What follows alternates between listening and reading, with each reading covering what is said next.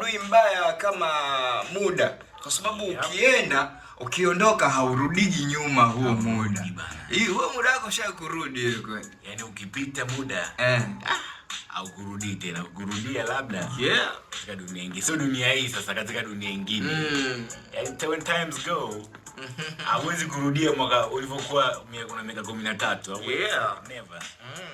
Na kama Mungu ananipa nafasi ya kurudi huko miaka 13 nyuma, nitahakikisha nazimake sana zile hela za nauli zile. Unajua hela za shule zilikuwa nyingi sana. Unapewa hata 2000.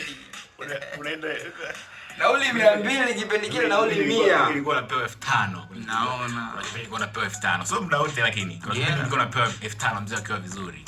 Bana ile 5000 ikifika shule bana inaisha yote. Sharp yote. Kiafu baadaye jioni sina hata shilingi moja. Tuko hapa kujadili kuhusiana na unawezaje kusimamia muda kama mtu mwenye mafanikio. Muda wako wewe unausimamia vipi? Na time management yako iko vipi toka umeamka asubuhi mpaka pale ambapo unarudi tena kulala, kupumzisha. Hivi watu wanalala ama wanapumzika? Kuna ambao wanalala, afu kuna ambao wanapumzika. Na kuna ambao wanajilaza pia. Wanajiegesha. Itokee tena waendelee. Tafuta sana hela ili ujue unalala, unapumzika, muda balozi. Speaking of muda. Ulikuwa unauliza watu unatumiaje muda wako? Unafanyaje muda? So kuna watu akitoka kitandani, anaendelea kwenye shughuli zake. Hajui yani hajapangilia muda wake kwamba ikifika saa 5 unafanya hivi, ikifika saa 10 unafanya hivi, ikifika saa 11 unafanya hivi, ikifika saa 1. Yaani kitu atakachokutana nacho ndio hicho. Yaani akikutana na siku imeenda hivi, atashuka huko. Akikutana siku imeenda kushoto, atashuka huko. Una wasting your time kwenye vitu ambavyo au kwenye watu ambao hawana faida na wewe au hawarudishi kwako. Unaweza bana ukaamka asubuhi, kwenda zako kukaa kijiweni. Au kaamka asubuhi, ukaenda kwenye shule ambazo lakini sio shule za msingi. Yaani kuna na shule lakini ambazo sio shule za msingi. Shule ambazo just like wataalamu wanasema muda time is money. Waarabu pia wanasema al-waqti man kadaka sayf. Asante kama nimezingua hivi. Muda kama upanga, yani ndio tafsiri yake kwa lugha ya Kitanzania.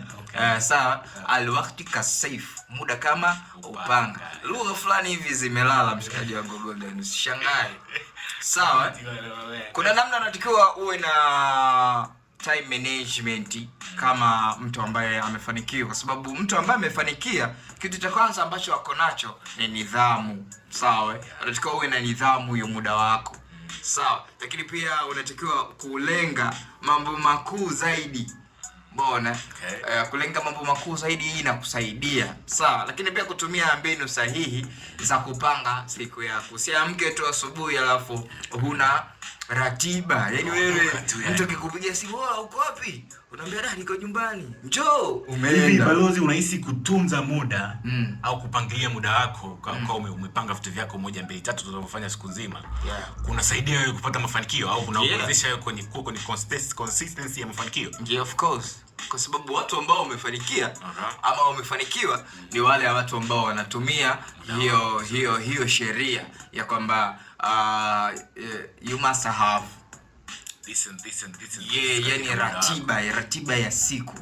Unajua siku yako wewe unamkaje, unalalaje, umeona? Baada ya kuamka utaenda wapi saa 6, ikifika saa 7 utakula wapi, ikifika saa 8 unarudi vipi nyumbani. Hakikisha paka nauli pia unayo. Sasa umefika maeneo alafu unashukutana na shikaji anakuambia brother, naomba unisaidie 500 bwana. Hajapanga ratiba yake huyo. Hajapanga ratiba yake. Bwana, speak of time, kuna mtu amenitumia message hapa. Akawa anaongelea muda na anaitwa Smart Mind, anatokea Dodoma, mshikaji wetu. Amesema kwamba muda, kupangilia muda au kuweka vitu vyako katika muda sahihi inategemea na mtu na mtu. Akatolea mfano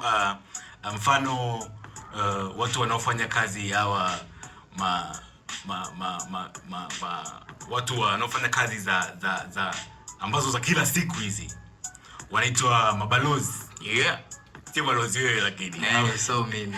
Yaani mtu ambaye anafanya kazi, hajui kama kesho atafuata hiyo kazi, lakini yeye tu anaisha, anaanza kapigwa simu muda wote. Bwana njoo kuna huku na huku anaenda. Bwana kuna huku na huku anaenda. Watu kama wana namna hiyo, wanabidi wawe na time management au nini? Watu wametikasa yani wamechongwa yani. Au bwana pia wanatakiwa wawe na time management. Mafanikio ya kwanza ya kijana mpambanaji ni kujua akiamka asubuhi anaenda wapi. Sijui unanielewa? Mfano speaking of madalali kama madalali. Madalali wakiamka asubuhi wanajua wanaenda wapi. No, wanajua of course. Dalali anaamka asubuhi. Hajui anaenda wapi au hajui atapigwa simu na nani. Labda anaenda kwenye eneo lake, labda na ofisi yake, wana kijiji chao na pale. Hapo ndo ambapo anapoenda, anajua anaenda wapi ndo hapo. Unajua kuna yule mtu anaamka asubuhi hajui hata aende wapi. Maskani asubuhi hakuna watu. Unajua kijiweni hakuna watu. Unaenda wapi? Utalala tu ndani. Umeme ukikatika ni lazima ni maisha yawe bored, unajua. Lakini dalali akiamka asubuhi anaenda kijiweni. Atakuta sana kutana na madalali wenzake. Kazi zitamfuata. Unajua sasa hivi madalali wanatafutwa pia. Lakini pia simu msingi mwingine wa dalali ni simu kubwa sasa hivi. Anaweza kuingia WhatsApp pale akaandika jamani nimeamka, haya kuna vyumba vipo, akaweka status. Unajua time management. Unabuko kama dalali, kwa hiyo unaamka asubuhi, unaweka status zako bwana pale biashara yako bwana, na kuna hivi na hivi unafanya chumba leo maeneo ya Sinza Afrika sana hapa na chumba jamani ambacho ni masters. Umeona, unapiga picha iko chumba unaweka, atajaa tu mtu kwenye 18 za mchizi. Tukumbushe bwana topic ya leo.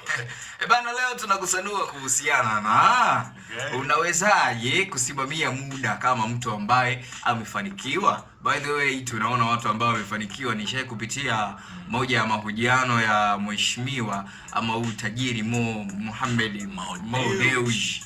Aliwahi kusema kuwa alikuwa anafanya BBC by the way. Aliwahi kusema kuwa anaamka saa 11 alfajiri na utajiri wake wote na hela zake mingi. Kuna mtu anaweza kucomment akasema hela zenyewe za familia lakini zao. Unajua hivyo. Kwa anaamka saa 11 alfajiri na afanye kitu kimoja. Kazi yake ni kupitia zile email za toka amelala, unajua kuanzia saa 1 usiku. Lakini saa 11 alfajiri ikifika saa 11 jioni yeye ndo ana sign out ofisini. Sijui unanielewa? Sisi sasa ambao hata hatujafikia theluthi ya utajiri kufanya kazi ya masaa hayo ambayo anafanya Mo, tunaona tunaonewa. Tajiri anaingia saa 11 anatoka saa 11. Ni masaa ngapi? Kwanza account ikishasoma muamala una manage time hata shida yani utajipangia hata safari ambayo hujawaza. Safari ya mbali huko mbele unaenda kupumzika kula bata. Bana kitu muhimu cha kuweza kujisimamia katika muda wako kama mtu ambaye amefanikiwa. Cha kwanza unatakiwa uwe na ratiba ya siku. Ndio ambayo tulikuwa tunaidadavua hapa. Unatakiwa uwe na ratiba ama mipango yako ya siku nzima. Kwamba mimi nikiamka asubuhi nitafanya what. Umeona? Si ndio? Ndio. Kuna vitu vinaitwa kanuni. Si ndio? Ili kuwa kama wale watu ambao wamefanikiwa wana vitu vigumu, wana kanuni ngumu. Moja ya kanuni naweza nikaiita hapa, inaitwa nguvu ya akili. Nguvu ya akili. Ama mbinu ya kula chura. Hivi unaweza kula chura kweli? Kumla chura mzima. Chura kama chura. Tupe. Mbinu hiyo bwana ya nguvu ya akili, time management unatakiwa uitumie asubuhi yako kufanya vile vitu makini zaidi na vile vitu ambavyo vina uhitaji zaidi, kwa sababu watu wengi ambao wamefanikiwa wanaitumia asubuhi vizuri. Yaani asubuhi ndio unapanga ile mipango yako, akili inakuwa ipo very active kwa sababu asubuhi akili yako ina nguvu na umakini mkubwa zaidi wa kutatua changamoto, lakini pia kufanya activities nyingine.